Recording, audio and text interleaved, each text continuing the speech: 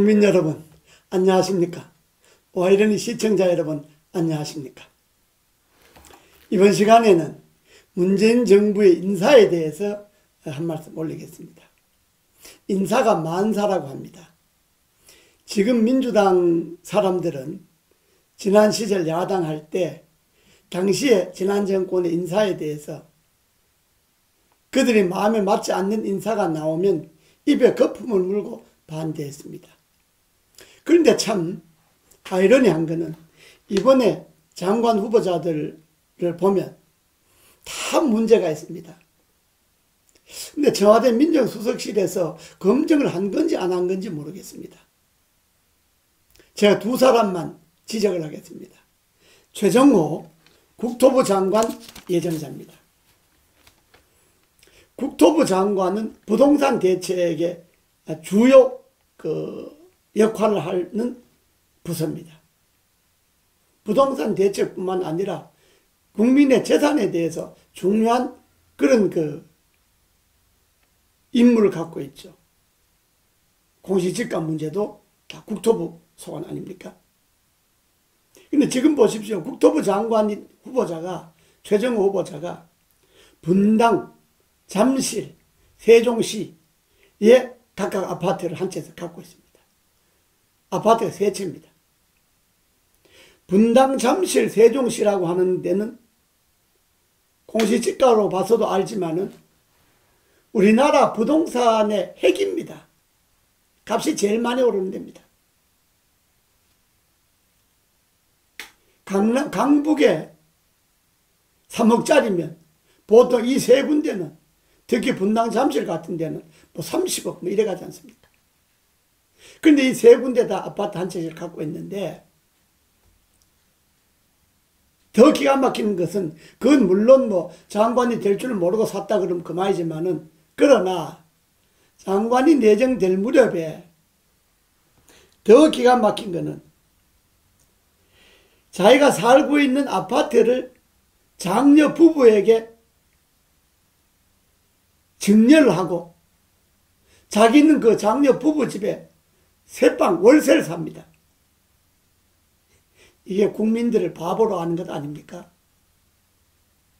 문재인 정권을 희화화시키는 겁니다.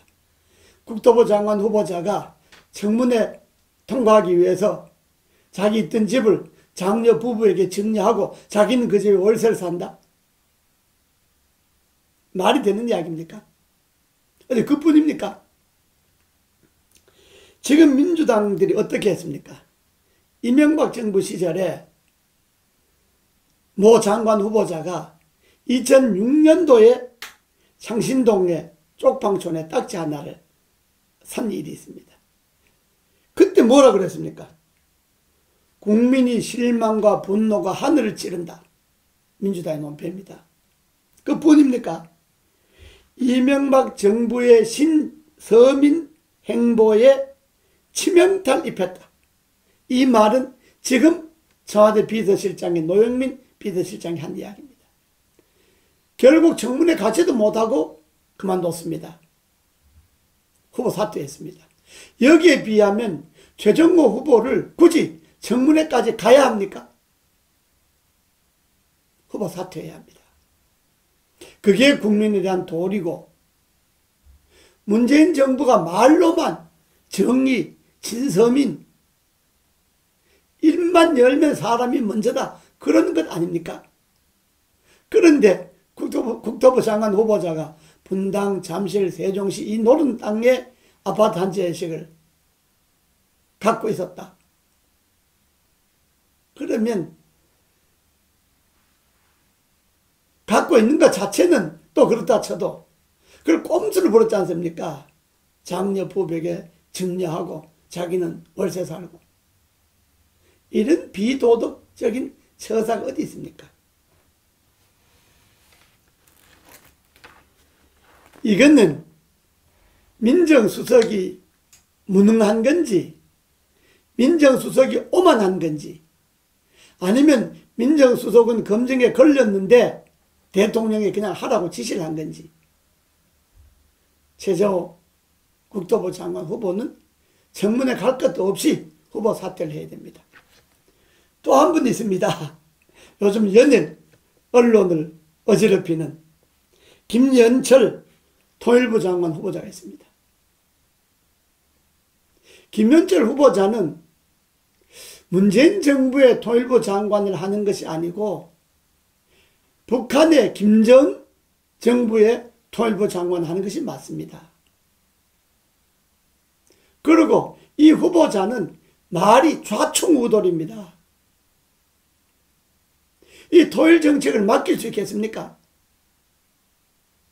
어떨 때는 북한식으로 이야기하고 어떨 때는 한국식으로 이야기하고 어느 말이 진짜인지 어느 말이 그의 속셈인지 분간을 못합니다.